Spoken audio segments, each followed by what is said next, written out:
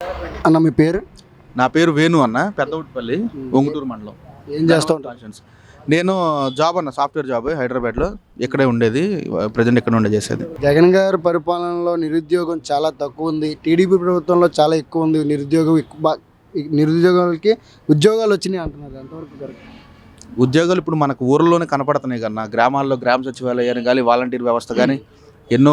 ఆయన ఇప్పుడు వాలంటీర్ 2 లక్షల మంది వాలంటీర్లు ఆయన ప్రజాసేవ చేయడానికి ఆయన పెట్టాడు. అలాగే సచివాలయాలు ఎంతమంది ఉన్నారు, మన ఇళ్ళ పక్కన పిల్లలే ఎంతోమంది సచివాలయాలు ఉద్యోగాలు వచ్చినాయి. ఇప్పుడు ఇంటర్ చదివిన వాళ్ళకి కానీ, 10th క్లాస్ చదివిన వాళ్ళకి కానీ మరి ఎన్నో ఉద్యోగాలు క్రియేట్ చేసిన ఆయన. మరి చంద్రబాబు నాయుడు గారు అదే 10th క్లాస్ చదివిన వాళ్ళకి కానీ, ఇంటర్ చదివిన వాళ్ళకి కానీ, డిగ్రీ చదివిన వాళ్ళకి కానీ ఏం జాబ్లు ఇచ్చాడు? ఐటీ జాబ్లు ఇవ్వగలరా? 10th క్లాస్ కానీ, ఇంటర్ స్టూడెంట్స్కి కానీ ఐటీ జాబ్లు ఇవ్వలేడు కదా. సో అలాంటిది వాలంటీర్ కానీ, సచివాలయం ఉద్యోగాలు కానీ ఎన్నో ఉద్యోగాలు ఈయన క్రియేట్ చేశాడు. మన కళ్ళ ముందే కనపడుతుంది గ్రామ సచివాలయాలు ఉద్యోగాలు. మన ఇళ్ళ దగ్గర పిల్లలు వెళ్తూ ఉంటున్నారు రోజు. సో అంతకన్నా ఇంకేం ఉద్యోగాలు చంద్రబాబు నాయుడు గవర్నమెంట్లో మనకు వచ్చినాయి? అదే వాలంటరీ వ్యవస్థని నిన్న శ్రీకాళహస్తిలో టీడీపీ నాయకులు టెర్రరిస్టుతో పోల్చారు, అది ఎంతవరకు కరెక్ట్? అసలు వాలంటీర్ వ్యవస్థ అనేది లేకపోతే ఇవాళ పోయినసారి మనకి జన్మభూమి కమిటీలు ఉండే కన్నా పాప ముసలోళ్ళు వాళ్ళ చుట్టూ వీళ్ళ చుట్టూ ఎంఆర్ఓ ఆఫీస్ తిరగలేక, ఎమ్మెల్యే ఆఫీస్ తిరగలేక, ఎండీ ఆఫీస్ తిరగలేక వాళ్ళు కాళ్ళు పడిపోయి పాపం మూలన పడేవాళ్ళు. ఇవాళ వాలంటీర్ వాళ్ళ ఇంటికి వెళ్ళి నీకు ఏ సమస్య ఉందమ్మా, నీకు ఎంత డబ్బు, నీకు పెన్షన్ వస్తుందా రావట్లేదా, ఇళ్ళ పట్ట వచ్చిందా రావట్లేదా అని వాలంటీర్లు డైరెక్ట్గా అడుగుతున్నాడు. పోనీ వాళ్ళకి ఏమైనా ఇబ్బంది వచ్చినా 40 మంది, ఆ 40 ఇల్లు వాలంటీర్ వ్యవస్థలో ఉన్న 40 ఇల్లు ఆ వాలంటీర్ చూసుకుంటున్నాడు మొత్తం. ఇంట్లో అప్లికేషన్ పెట్టావా, లేదంటే రేషన్ కార్డు వచ్చిందా, పెన్షన్ వస్తుందా రావట్లేదా, పొద్దున్నే 6 పెన్షన్ వెళ్ళిపోయి ఇవ్వటం కానీ ఇవన్నీ వాలంటీర్ వ్యవస్థ పెట్టడం వల్లే కదా. వాలంటీర్ వ్యవస్థ అనేది పెట్టకపోతే జన్మభూమి కమిటీల చుట్టూనో, ఎంఆర్ఓ ఆఫీసుల చుట్టూనో, పంచాయతీల చుట్టూనో తిరగాల్సి వచ్చేది పరిస్థితి. జగన్మోహన్ రెడ్డి గారు మతం చూడడం, కులం చూడడం అనే వ్యక్తి. వాలంటీర్లు ఏమంటే టీడీపీ పార్టీలు చూసి వాళ్ళకి ఇళ్ల స్థలాలు కానీ వచ్చే సౌకర్యాలన్నీ కూడా చూసిస్తున్నారు అంట, ఎంతవరకు కరెక్ట్? గన్నవరం నియోజకవర్గంలో ఫస్ట్ 6,000 ఇళ్ల పట్టాలు అప్లికేషన్లు అయినాయి అన్న. వెంకట్రావు గారు ఇన్ఛార్జ్గా ఉన్నాడు. వెంకట్రావు గారు ఇన్ఛార్జ్గా ఉన్నప్పుడు 6,000 అప్లికేషన్లు పెట్టించారు. అప్పుడు పార్టీలో ఉన్నాడు ఆయన. 6,000 అప్లికేషన్లు పెట్టించారు. అదే ఎమ్మెల్యే గారు వచ్చిన తర్వాత 25,000 ఇళ్ల పట్టాలు ఇప్పించాడు ఇదే కాన్స్టిట్యున్సీలో. ఓన్లీ వైఎస్ఆర్సీపీ పార్టీ వాళ్ళకి వచ్చినాయి అనుకుంటున్నారు మీరు? ఎంతోమందికి వచ్చినాయి. టీడీపీ వాళ్ళకి వచ్చినాయి, ఎంతోమందికి వచ్చినాయి. పేద ప్రజలు అనుకున్న వాళ్ళు ప్రతి ఒక్కరికి వచ్చినాయి. ఇంకా ఉన్నాయి అప్లికేషన్లు ఆఫీసులో, అవి కూడా రావాలని చెప్పి ఎమ్మెల్యే గారు ఎంతో కృషి చేస్తున్నారు. కలెక్టర్ ఆఫీస్లో కానీ, సీఎం ఆఫీస్లో కానీ రోజు తిరగటం, ఆయన ఇక్కడ ఉన్నా లేకపోయినా ఆఫీస్ టీమ్ తిరగటం.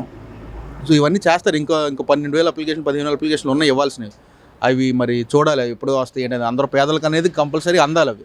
ఈ గన్నవరం నియోజకవర్గంలో టీడీపీ చేసిన అభివృద్ధి తప్ప కానీ, రోడ్లు కానీ, సౌకర్యాలు కానీ వైఎస్ఆర్ వచ్చిన తర్వాత ఎటువంటి అభివృద్ధి చేయలేదంటారు. అభివృద్ధి అంటే ఏంటన్నా? ఇప్పుడు గ్రామ సచివాలయాలు పెట్టారు, అది అభివృద్ధి కదా. స్కూల్స్ ఉన్నాయి, ఇదివరకు ఎట్లా ఉండే ఇప్పుడు ఎలా ఉన్నాయి? స్కూల్స్ అభివృద్ధి. మనం మెయిన్గా ఇవ్వాల్సింది ఏంటి? విద్య, వైద్యం. విద్య ఇస్తున్నాడు Jaganmohan Reddy, English medium schools పెట్టాడు. వైద్యం, ఆరోగ్యశ్రీ వాళ్ళు 25 లక్షలకి పెంచాడు లిమిట్.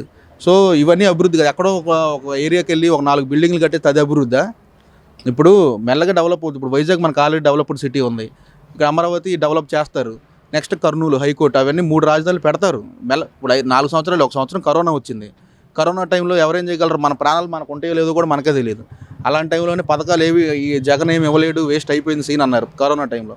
అలాంటిది కరోనా టైం కాదు, ఇంకా 4 సంవత్సరాలు ఇప్పటికి కూడా పథకాలు జనాలకు అందజేశాడు జగన్మోహన్ రెడ్డి. సో ఇప్పుడు చెట్టుకి పొడులుంటే కన్నా రాళ్ళు వేసేది. సో అలాగే రాళ్ళు వేస్తూనే ఉంటారు ఎమ్మెల్యే గారి మీదైనా, జగన్మోహన్ రెడ్డి మీదైనా. మనకి ప్రత్యేక హోదా లేదు, ప్రత్యేక ప్యాకేజ్ కూడా లేదు. అలాంటప్పుడు ఒక రాజధాని ఉంటే ఎక్కడైనా ఉంటే అభివృద్ధి చేసుకోవచ్చు. 3 రాజధానులు పెట్టడం అంటే చాలా ఖర్చుతో కూడిన పని అంటున్నారు, ఎంతవరకు కరెక్ట్? ఇప్పుడు ఒకరే రాజధాని పెట్టి హైదరాబాద్ చేశారు. అందరూ చేశారు, ఒక్కళ్ళని చంద్రబాబు నాయుడు గారు చేశారు, రాజశేఖర రెడ్డి గారు చేశారు. అందరూ అక్కడే డెవలప్ చేశారు. లాస్ట్కి ఏమైంది? మనం అనాథలు అయిపోయాం. ఏముంది ఇక్కడ? ఎవడన్నా జాబ్కి వెళ్ళాల్సిందే, వేరే స్టేట్లో వెళ్ళాల్సిందే పరిస్థితి. అందుకే ఇప్పుడు అలాంటి పరిస్థితి రాకూడదని మూడు ప్రదేశాల్లో డెవలప్ చేయాలి స్టేట్ని. ఒకే చోట మనం పెట్టుబడి పెడితే వేరే ప్రాంతం అన్యాయం అయిపోతుంది. రాయలసీమ అన్యాయం అవుతుంది, వైజాగ్ అటు ఉత్తరాంధ్ర అన్యాయం అవుతుంది. సో ఆ కాన్సెప్ట్తో ఆయన ఏదో చేశారు. కానీ ఇక్కడ కృష్ణా గుంటూరు జిల్లాల వాళ్ళని ఏదో ఇబ్బంది పెట్టాలని చెప్పి అలా చేసే వ్యక్తి కాదు ఆయన. ఎందుకంటే బ్రాడ్ మైండెడ్గా ఆలోచించాడు కాబట్టి అలాంటి డెసిషన్ తీసుకున్నాడు ఆయన. ఇక్కడ వల్లభనేని వంశీ గారిని ఈసారి ఓడించి పక్కాగా టీడీపీ జెండా కానీ బీజేపీ కూటమి జెండాను ఎగరేస్తామని చెప్తున్నారు, ఎంతవరకు? కూటమి అంటే అన్న ఇప్పుడు బీజేపీ కూటమి ఉంది. అసలు బీజేపీతో ఎందుకు గెలిచారు వీళ్ళు అనేది అర్థం కావట్లేదు ముందు. ఎందుకంటే ప్రత్యేక హోదా రాలేదని మీరు ఇందాక అన్నారు. ప్రత్యేక హోదా ఇవ్వంది ఎవరో బీజేపీతో ఎందుకు గెలిచారు వీళ్ళు? టీడీపీ వాళ్ళు. సరే జనసేన అంటారా, ఆయన ఓటింగ్ ఏదో ఉందా, ఇక్కడ 2000 3000 ఓటింగ్ ఉన్న కాన్స్టిట్యున్సీలే వాళ్ళు వేస్తారు. ఎందుకంటే టీడీపీ ఇప్పుడు చంద్రబాబు నాయుడిని ముఖ్యమంత్రి చేయడానికి పవన్ కళ్యాణ్ ఫ్యాన్స్ లేరు. పవన్ కళ్యాణ్ నేను సీఎం అవుతా, నన్ను సీఎం చేయండి అంటే పవన్ కళ్యాణ్ ఫ్యాన్స్ ఓటేస్తారు నిజాయితీగా. పవన్ కళ్యాణ్ ఫ్యాన్స్ నిజాయితీగా ఉంటారు, నిజాయితీగా చేస్తారు. కానీ చంద్రబాబు నాయుడు సీఎం చేస్తానంటే పవన్ కళ్యాణ్ ఫ్యాన్స్ ఎందుకు ఓటేస్తారు? అలా కూటమి అభ్యర్థి అయినా ఏ అభ్యర్థి అయినా సరే వల్లభనేని వంశీ అనేది ఒక బ్రాండ్ గన్నవరంలో. 2006లో ఆయన కాన్స్టిట్యున్సీలోకి వచ్చాడు. మేము అప్పుడు నాకు తెలిసి నేను 2010 నుంచి 2007 నుంచి, అంటే మా మామయ్య గారు ఉన్నప్పటి నుంచి, మా చిన్నప్పుడు ఫంక్షన్స్ అన్నిటికీ ఆయన వచ్చేవారు 2007 నుంచి. నేను కోఆర్డినేట్ చేస్తున్న 2010 నుండి నేను ఆయన దగ్గర నుండి వస్తూనే ఉన్నా. సో 2006లో ఆయన వచ్చినప్పుడు వీకేఆర్ కాలేజ్ అక్కడెక్కడో ఉండేది. ఇక్కడ నుంచి బస్సులు వెళ్ళడానికి కాలేజీ పిల్లలకి ఇబ్బంది అయ్యేది. అలాంటి టైంలో ఈయన ఇక్కడ నుండి పాస్లు ఇప్పించడం, ఆయన సొంతగా బస్సులు వేయించడం, ఎంతోమంది పేద విద్యార్థులకి ఆయన సొంత డబ్బులు. మా చుట్టాల్లోనే నాకు తెలిసిన వాళ్ళు మా ఇళ్ళ పక్క అంటే ఇంతమంది ఉన్నారు. ఆయన డబ్బులు చదువుకున్న వాళ్ళు, డిగ్రీలు అయిన వాళ్ళు కానీ, వేరే స్టేట్స్ వెళ్ళిన వాళ్ళు కానీ, ఎక్కడెక్కడ జాబులు చేస్తున్న వాళ్ళు కానీ, అన్న ఇది వైద్యంకి ఇక్కడ ఇబ్బంది అన్న ఎంతో ఒక 50,000 ఖర్చు అయితే ఈయన ముందుకు ఒక 20,000 ఇవ్వటం, అలా లేదంటే ఆరోగ్యశ్రీలో పెట్టి చేయించడం, అలాంటివి ఎన్నో చేశాడు ఆయన. సో అలాంటి వ్యక్తిని ఈరోజు ఎవరు పడితే ఏదో మాట్లాడుతున్నారు.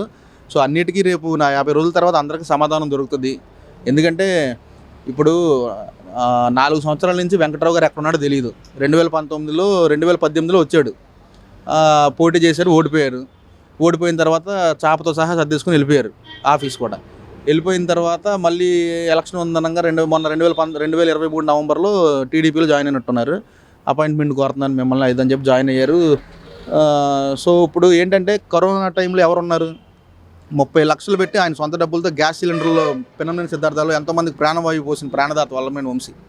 సో అలాంటివి చేయాలి. ఇప్పుడు ప్రజల్లో ఉండాలి. ప్రజల్లో ఉండకుండా నేను ఎక్కడో ఉంటా ఎలక్షన్ టైంకి వస్తాను అని అంటే జనాలు అయితే నమ్మరని నేను అనుకుంటున్నా. లేదు మాకు అలాంటి వాళ్ళే కావాలనుకుంటే ఇంకా వాళ్ళ కర్మ, జనాల కర్మ. ఎందుకంటే వల్లభనేని వంశీ లాంటి నాయకుడు ఏ కాన్స్టిట్యున్సీలో దొరకటం, వదులుకోవటం అనేది ఇంకా ప్రజల ఇష్టం. అది జగన్ గారికి ఎన్ని సీట్లు వచ్చే అవకాశం ఉంది? వై నాట్ 175 అన్న, కానీ వై నాట్ 175 అంతే. ఇప్పుడు అన్ని కాన్స్టిట్యున్సీల్లో చేశారు, అన్ని కాన్స్టిట్యున్సీల్లో ప్రజల మద్దతు ఉంటుంది. వై నాట్ 175 అనుకుంటున్నాం. ఆయన వై నాట్ 175 అన్నప్పుడు మనం కూడా అంతే అనాలి కదా. ఎన్ని సీట్లు ఏమి ఉండదు, వై నాట్ 175 అంతే.